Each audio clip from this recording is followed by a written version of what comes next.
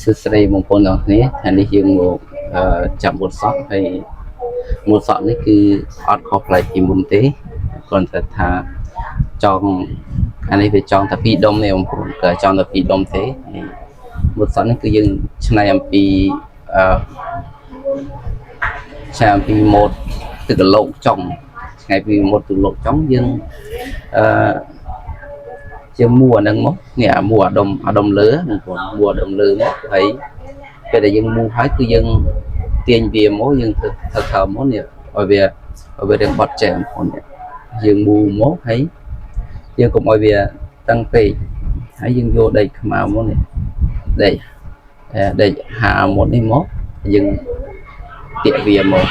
នេះគឺទាក់វាកន្លែងនេះដោយសារអី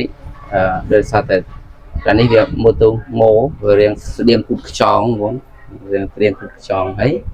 អាហ្នឹងគឺយើងពុតវាថាមកពុតវាថាមកគឺវារៀងដុំអញ្ចឹងទៅហើយយើងយកពុះខ្មៅមកទាក់វាទៀតមកទាក់វាខ្វក់មកពេលទាក់វារួចហើយយើងទីវាតិចឲ្យវាឃើញវាសន្តានល្អវាមានពីផ្នត់ល្អបងប្អូនហើយក្រោយមកគឺយើងចាប់យើងមូខាងលើនេះមូខាងលើរួចហើយមកដុំហើយគឺយើងចូលអាដុំទី2យើងគឺយើងកំប្រងអីឲ្យស្អាតមកយើងកំប្រងវាមកហើយពេលកំប្រងហ្នឹងគឺបងប្អូនឆ្លៀតទាញវានេះទាញវាតិចទារៀងធំទារៀងធំតិចមកកុំទាញទាំងអស់ទាញតិចទៅឲ្យវារៀងធំទាញឲ្យវាមើលទៅសុទ្ធខាងវាស្អាតជ្រុងបងប្អូនជុំតិចមកទាញអានេះតិចខាងតិចមកហើយយើងកំប្រងវាទៀតមកបងទៀតយើងទាញវាទៀតមកទាញវាតិចមកធ្វើដូចខ្ញុំអញ្ចឹងបងប្អូនទាញវាតិចទៅហើយយើងកំប្រងអស់ទៅយើងទាញវាតិចទៅវាតិចទៅហើយ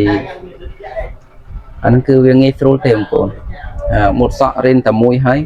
ស្ទើរតែថាមួយទៀតយើងអាចមើលទៅងាយយល់បើថាយើងរៀនជាមួយគ្រូអញ្ចឹង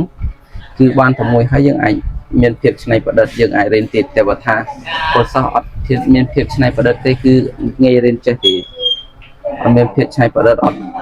ត់សោះស្វែងយល់ណាបងប្អូនអត់ប្រឹងប្រែងគឺអត់ចេះទេបងប្អូនហើយយើងទីវាតិចទៅទាញពួកយើងតិចទៅហើយយើងក៏ប្រងដល់ចប់នេះមកដល់ចប់សក់មកហើយយើងទាញវាពត់ចេះទីវាពត់ចេះពត់ដូចជុំវិញអញ្ចឹងហើយពត់ដូចជុំវិញមកអានត្រូវការនេះបងប្អូនត្រូវការបធូរដៃគុំសោតដៃធ្ងន់ពេកហ្នឹងបងប្អូនចេះថ្នមធ្វើមុតសក់គឺត្រូវថ្នមហ្មងបើកាលណាយើងធ្វើថ្នមគឺវាអត់ទាក់អាណាផ្សេងទៀតទេ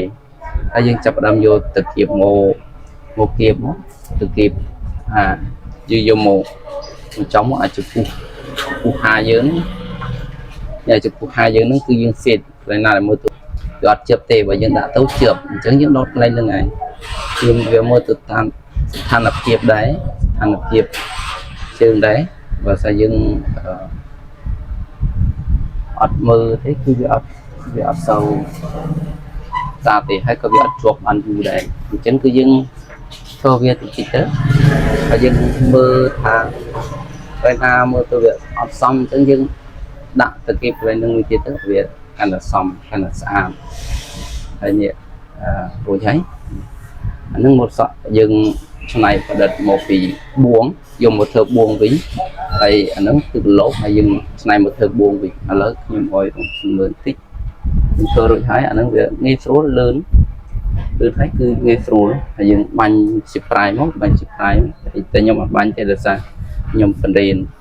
បើស្អីយើងធ្វើនឹងសក់ទឹកគឺយើងត្រូវតែបាញ់វានេះទាក់វាកន្លែងណាដែលពងមើលទៅវាអត់ស្អាតទាក់វាតិចមកអញ្ចឹងបងប្អូនរួចហើយនេះចង់មើលមកជុំវិញក៏បានដែរសានប៉ុណ្ណឹងគឺយើងអាចចូលកម្មវិធីបានយើងអាច ចូលប្រជុំបានណាយើងធ្វើទឹកបែបហ្នឹងទៅបងប្អូនរៀនមើលវីដេអូខ្ញុំហើយធ្វើតាមទៅគឺចេះហើយអាហ្នឹងគឺយើងចេះច្នៃប្រឌិតបងប្អូនយើងត្រូវចេះច្នៃប្រឌិតដោយសារយើងរៀនពីគ្រូប្រមាណគឺយើងមិនអាចយកមកប៉ុណ្្នឹងបានទេបទសក់វាចន្លែកយើង like page គេអញ្ចឹងទៅ like page គេមើលពីគេខ្លះយើងច្នៃប្រឌិតខ្លួនឯងខ្លះទៅយើងបង្កើតម៉ូដថ្មីដូចខ្ញុំអញ្ចឹងគឺខ្ញុំចូលចិត្តបង្កើតម៉ូដថ្មីខ្ញុំច្នៃប្រឌិតថែមទៀតអញ្ចឹងណាម៉ូដសក់គឺត្រូវតែធ្វើអញ្ចឹងមិនថាម៉ូដសក់ប្រុសមិនថាម៉ូដសក់ស្រីអីក៏ដោយគឺត្រូវតែមានភាពច្នៃប្រឌិតហើយកុំខ្វល់អំពីសម្ដែងអ្នកដទៃយើងធ្វើទៅរបស់យើងទៅអរគុណច្រើន